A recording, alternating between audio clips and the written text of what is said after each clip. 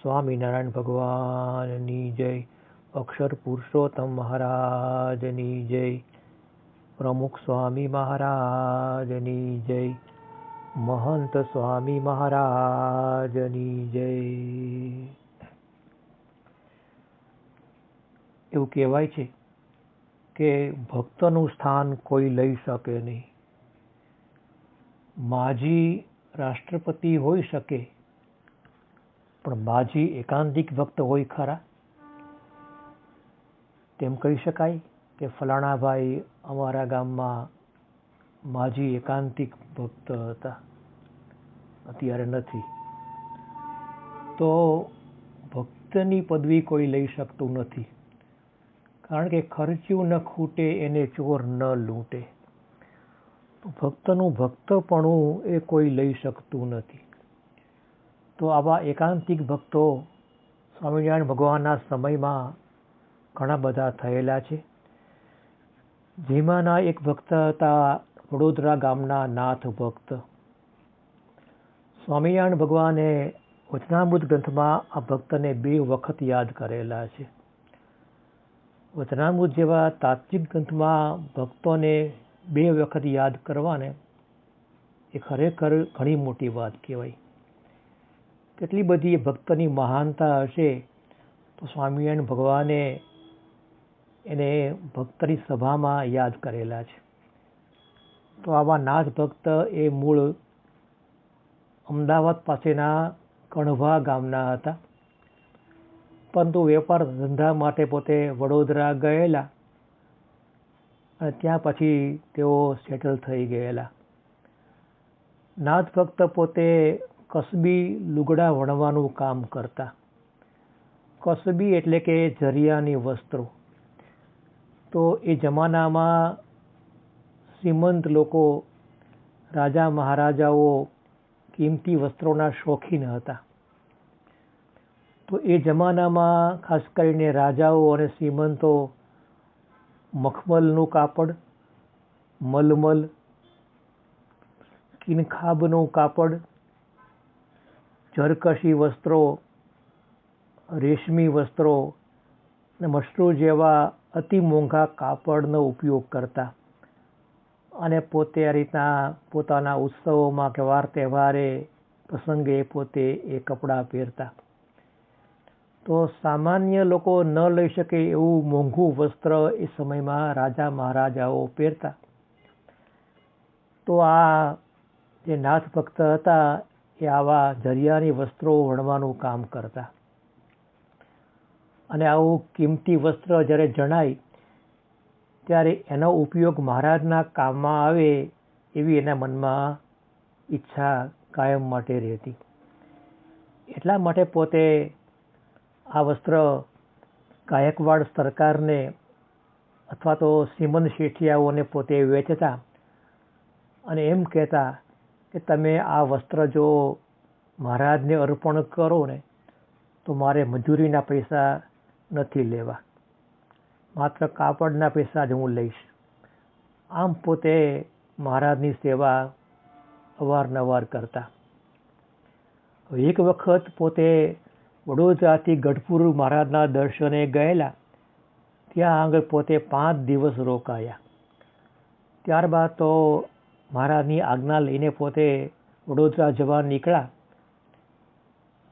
તો એના ગયા પછી મહારાજને કંઈક યાદ આવ્યું. એટલે મહારાજે કોઈને કહ્યું કે પેલા નાથ ભગત હમણાં ગયા છે એને બોલાવો ને. તો એક વડીલ હરિભક્ત હતા, એ નાથ ભક્તને બોલાવવા માટે એની પાછળ ગયા.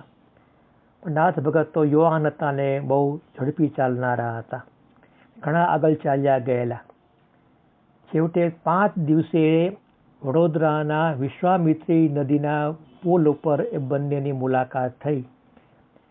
એ પેલા ભક્તએ નાથ ભગતને કહ્યું કે તમને મહારાજ ગરડા પાછા બોલાવે છે, માટે પાછા આવો.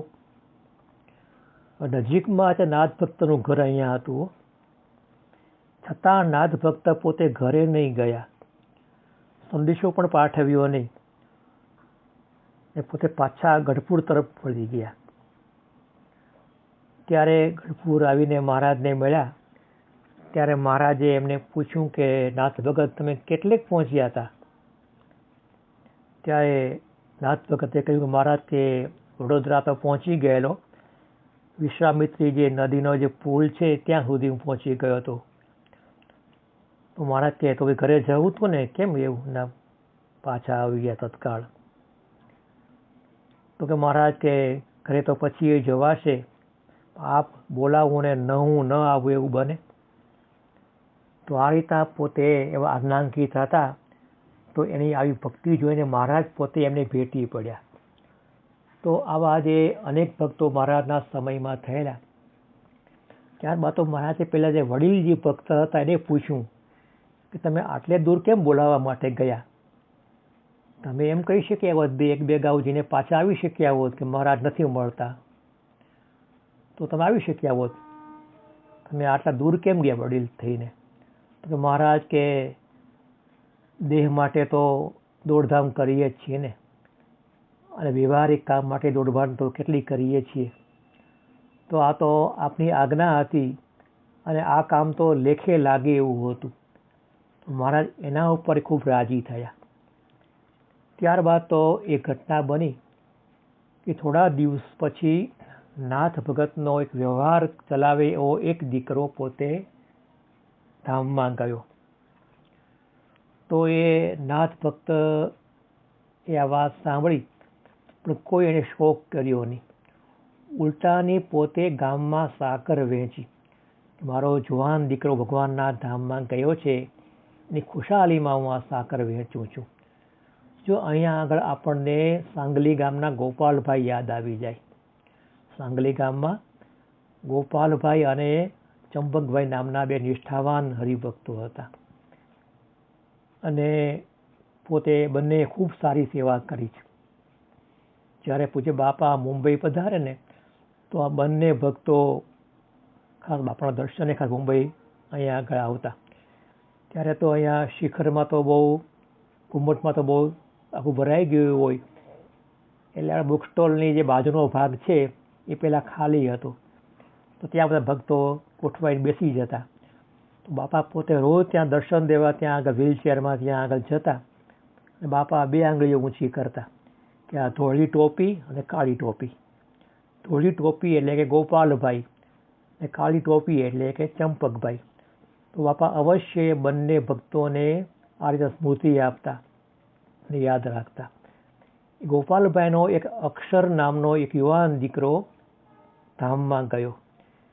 એ જન્મ્યો ત્યારથી એના હૃદયમાં એક વાલ્વ ઓછો હતો. તો અહીંયા મુંબઈના વિખ્યાત હોસ્પિટલમાં એને એડમિટ કરવામાં આવેલો. તો એ જસલોક દવાખાનામાં એડમિટ થયેલો, પણ ભગવાનની ઈચ્છા નહીં હોય એ પોતે ધામમાં ગયો. પણ ગોપાલભાઈએ જરાય એનો શોક કર્યો નહીં. અત્યંત લાડકો દીકરો એમનો હતો. ગોપાલભાઈએ આખા સાંગલી ગામમાં સાકર વેચી કે મારો દીકરો ભગવાનના ધામમાં ગયો છે, એ બાપા એના ધામમાં તેડી ગયા છે. તો આવા ભક્તો છે જે આપણે યાદ આવી જાય. ત્રીજા ભક્ત આ રીતના નવસારી પાસેના સરઈ ગામમાં મગનભાઈ નામના એક હરિભક્ત હતા. તો એમનો પુત્ર અને પુત્રવધુ બંને અકસ્માતમાં ધામમાં ગયા. પણ મગનભાઈની સમજણ કેવી, એને બોચાસણના ગુરુ પૂનમના સમયમાં બધા ભક્તોને સાકર વેચી કે મારો દીકરો મહારાજના ધામમાં ગયો છે, એનો મને આનંદ છે, જરાય શોક નથી.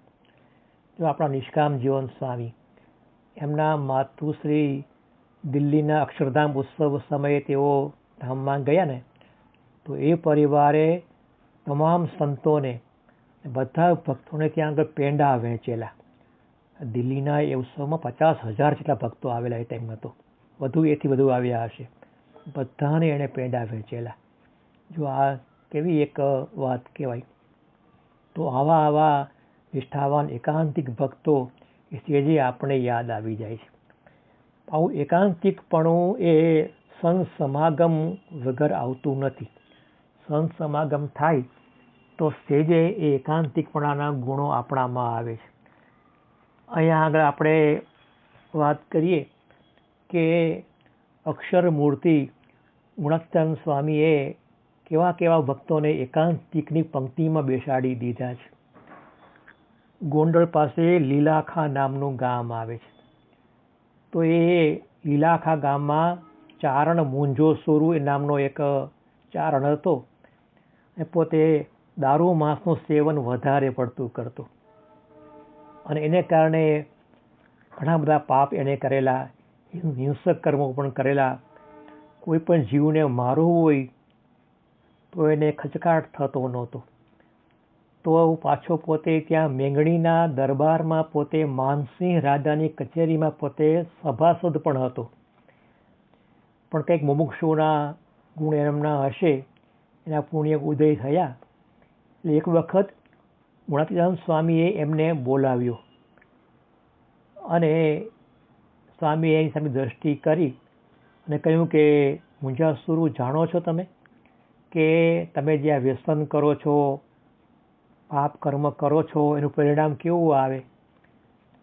કે અફીણ 1 કલ્પ સુધી, ભાંગ 300 કલ્પ સુધી અને દારૂ માંસ 1000 કલ્પ સુધી એના પીનારને નરકમાં નાખે છે. અને જો કોઈ મહાન વ્યક્તિ સુરાપાન કરે ને તો એ પણ અશુદ્ધ બની જાય છે. માટે તમે આ દારૂ માંસના વ્યસનો છોડો. ત્યારે એ જે મૂંઝાસુરુ હતો એ હસવા માંડ્યો કે સ્વામી, અમારો ક્ષત્રિયનો ધર્મ છે કે શિકાર કરવો, માંસ ખાવું, દારૂ પીવો. આ તમારી વાતો બ્રાહ્મણ વાણિયા માટે હશે. અમે તો શાસ્ત્રના પોથાને અધર લટકાવી દઈએ છીએ. અમે જરા એમાં માનતા નથી. પણ સ્વામીની દયા સમજો. સ્વામીએ એના પર દ્રષ્ટિ કરી અને એ સમયે એને સમાધિ થઈ. સમાધિમાં એને યમના દૂતો દેખાયા, યમપુરીમાં લઈ ગયા, અત્યંત પીડા આપી. પોતે ત્યાં ધ્રુજી ઉઠ્યો કે સ્વામી, કે આપની જમપુરી સાચીઓ, ના પડી શકાય નહીં. કે કીધું કે મને માફ કરજો, મેં ઘણા પાપ કર્યા છે અને વર્તમાન ધરાવી આપનો ભક્ત બનાવો. ત્યારે સ્વામીએ કરુણા કરીને એને વર્તમાન ધરાવ્યા, કંઠી પહેરાવી. ત્યારથી પાપના પર્વત જેવો મૂંઝોસુરુ સત્સંગી થયો. એ સમયે ભરવાડોને ખૂબ આનંદ થયો, કારણ કે રોજ પોતાના આ બકરાઓ આ મૂંઝોસુરુ ઉપાડી જતો, પણ ભરવાડો કોઈને કહી શકતા નહીં. પુસ્તકમાં નોંધાયું છે કે રાતના સમયે ભરવાડો આ રીતના વાડામાં આ ઘેટા બકરા પૂરીને જાય ને તો મૂંઝોસુરો એમના ગયા પછી સીધો કૂદકો મારીને એ ઓલા કોઢમાં પડતો અને એ રીતના 2 બકરા બગલમાં દબાવે, 2 બકરા હાથમાં પકડે, એકને મોઢામાં પકડીને અને કૂદીને બહાર નીકળી જતો. આટલી બધી મુશ્કેલી થતી પણ કોઈ કહી શકતા નહીં. પણ સ્વામીના સમાગમમાં તે આવ્યો અને પોતે આવો મહાન એવો ભક્ત બની ગયો. તો સંત સમાગમનું આ ફળ છે. જો આપણે જેટલો સંત સમાગમ કરીએ ને તો ખરેખર એ સંત સમાગમ દ્વારા આપણને ભગવાનનું સાચું સુખ પ્રાપ્ત થાય છે. તો આ સંત સમાગમ દ્વારા કેવા કેવા ગુણો આવે છે. તો સ્વામિનારાયણ ભગવાન પોતે સૌરાષ્ટ્રના ગાંફ ગામમાં વિરાજિત થયેલા. આપણે ભજનમાં સાંભળીએ છીએ ને કે મન વેગે ગાંફ જઈ રહ્યા રાત, સિંજી વાડે સ્વામી ગયા પરભાત. તો આ ગાંફ નામનું ગામ સૌરાષ્ટ્રનું આ ગામ છે. એ ગાંફ ગામના રાજા મનુભા દરબાર એ પોતે સારા સત્સંગી હતા. એમના દીકરા જે એક ભક્ત હતા અને અજુભા એમનું નામ હતું. તો એમના લગ્ન લેવાતા હતા.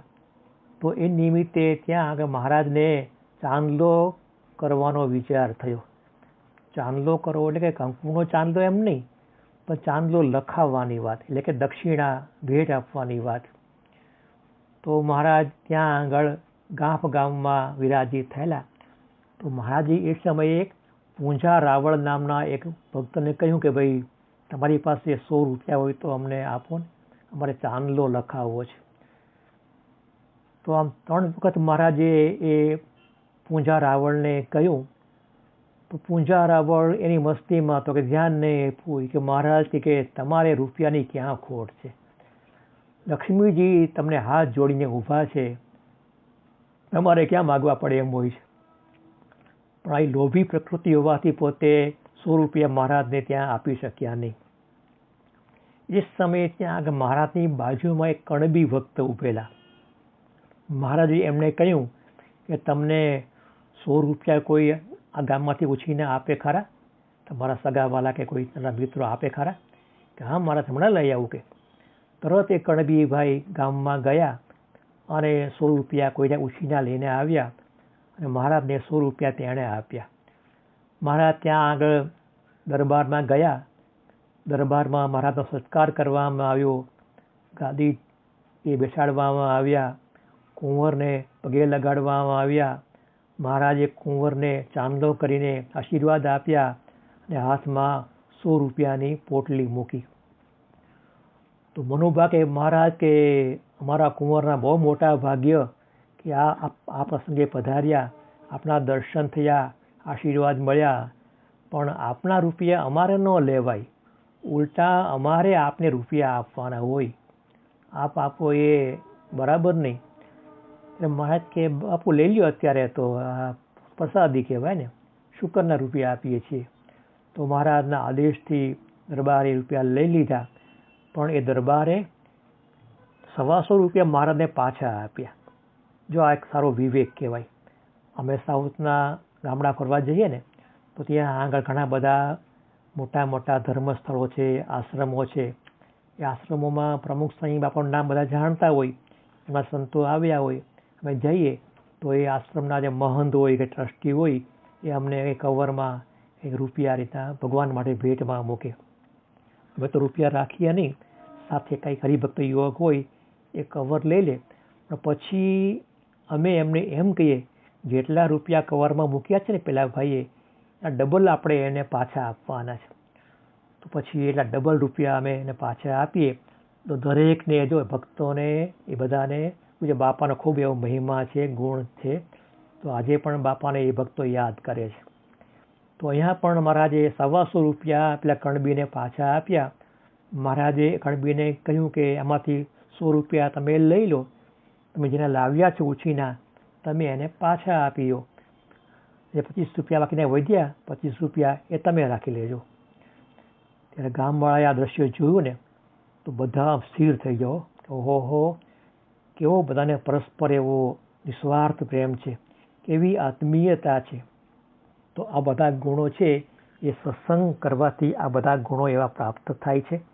તો આ બધા ગુણો મેળવવા માટે જો આપણે સત્સંગ કરીએ કે સંત સમાગમ કીજે, નિષદીન સંત સમાગમ કીજે.